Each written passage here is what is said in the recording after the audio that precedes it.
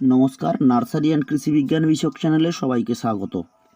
আজকের প্রতিবেদন, সবেদা গাছের ফলন বৃদ্ধি করা যাবে কিভাবে। ভিডিওটি সম্পূর্ণ দেখুন, ভালো লাগলে লাইক, কমেন্ট ও শেয়ারের পাশাপাশি চ্যানেলটা সাবস্ক্রাইব করুন।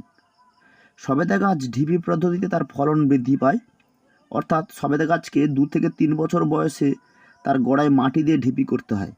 আমরা যদি সমতল জায়গাতে সবেদা গাছ নাও লাগাই, কোনো একটা ঢিপি করে গাছ লাগিয়ে দেওয়ার পর প্রতি বছর আমরা একটা টাইমে মাটি গোড়ায় দেবো আর একটা টাইমে মাটি সরিয়ে দেবো। এই পদ্ধতিতে প্রতি বছর গোড়ায় মাটি দেওয়া এবং মাটি সরানোর পদ্ধতিতে সবেদা গাছের ফলন বৃদ্ধি পায়। প্রতি বছরই আমরা গাছের বয়স 3 বছর হওয়ার পর এপ্রিল মে মাসে গোড়া বাঁধাবো। অক্টোবর নভেম্বর মাসে গোড়া থেকে কিছুটা করে মাটি নিচের দিকে সরিয়ে দিয়ে জায়গাটার আয়তন বাড়াবো। এইভাবে প্রতি বছর আয়তন বাড়ানোর সঙ্গে সঙ্গে গাছের বৃদ্ধি ও ফলন দুটি বৃদ্ধি পাবে। ধন্যবাদ। সরিয়ে দিয়ে জায়গাটার আয়তন বাড়াবো। এইভাবে প্রতি বছর আয়তন